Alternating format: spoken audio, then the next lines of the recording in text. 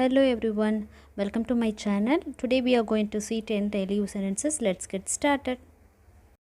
நம்ம அடிக்கடி சொல்லுவோம், உனக்கு தான் எல்லாம் தெரிஞ்சது மாதிரியும் எங்களுக்கு எதுவும் தெரியாதது போல் பேசாத அப்படின்னு சொல்லிட்டு. அதை எப்படி கன்வே பண்ணலான்னா, don't talk as if you know everything and we don't know nothing அப்படின்னு சொல்லலாம். Don't talk as if you know everything and we don't know nothing அப்படின்னா, உனக்கு தான் எல்லாம் தெரிஞ்சது மாதிரியும் எங்களுக்கு எதுவும் தெரியாதது மாதிரி பேசாத. சில பேர் பார்த்திங்கன்னா தொணன்னு வளன்னு பேசுவாங்க. ஒரு சின்ன விஷயத்தை சொல்கிறது கூட ரொம்ப லென்த்தி டாக் இருக்கும்.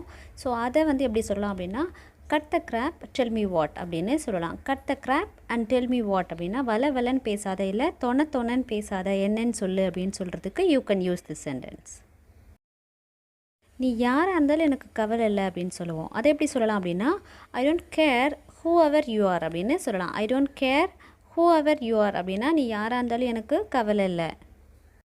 இது சொல்ல உனக்கு வெக்கமா இல்லையா அப்படின்னு கேட்போம். அதை எப்படி சொல்லலாம் அப்படின்னா, are you not ashamed to say this அப்படின்னு சொல்லலாம். Are you not ashamed to say this அப்படின்னா இதை சொல்ல உனக்கு வெக்கமா இல்லையா.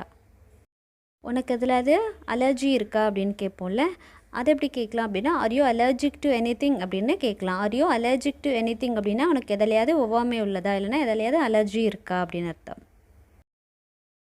ஒய் ஆர் யூ ஸோ க்ரௌச்சி அப்படின்னா ரொம்ப சிடுன்னு கோவமாக, பயங்கர கோவமாக, ரொம்ப சிடுன்னு இருப்பாங்கல்ல, அப்படி கொந்தளிக்கிற கோவம்னு சொல்லுவாங்கல்ல, அதுதான்.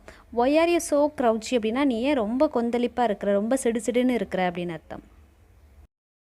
காட்டா மாதிரி பிஹேவ் பண்ணாதுன்னு சொல்லுவோம். அதை எப்படி சொல்லலாம் அப்படின்னா, don't behave like a loud அப்படின்னு சொல்லலாம். Don't behave like a loud அப்படின்னா காட்டா மாதிரி நடந்துக்காத, இல்லைனா முரட மாதிரி நடந்துக்காத. இதுக்கு தான் நான் பயந்தேன், இல்லைனா இதனால தான் நான் பயந்தேன் அப்படின்னு சொல்கிறதுக்கு this is what I feared அப்படின்னு சொல்லலாம். This is what I feared அப்படின்னா இதுக்கு தான் நான் பயந்தேன். நான் பண்ணுறது மாதிரி பண்ணு அப்படின்னு சொல்கிறதுக்கு டூ ஆஸ் ஐ டூ அப்படின்னு சொல்லலாம். டூ ஆஸ் ஐ டூ அப்படின்னா நான் பண்ணுறது மாதிரி பண்ணு, நான் செய்கிறது போல் செய் அப்படின்னு அர்த்தம். நாம் யாருக்குமே எந்த தீங்கும் பண்ணல, பட் நமக்கு மட்டும் ஏன் இது மாதிரி நடக்குது அப்படின்னு சொல்கிறதுக்கு we have not done anything bad to anyone, why would like this happen to us அப்படின்னு கேட்கலாம். we have not done anything bad to anyone, why would like this happen to us அப்படின்னா நாம் யாருக்கும் எந்த தீங்கும் பண்ணல, நமக்கு மட்டும் ஏன் இது மாதிரி நடக்குது. Thank you so much for watching. If you are new here, please subscribe and share. If this video helped you to learn little bit English, give me a like. நான் உங்கள் மகம் கனா சகோதரி.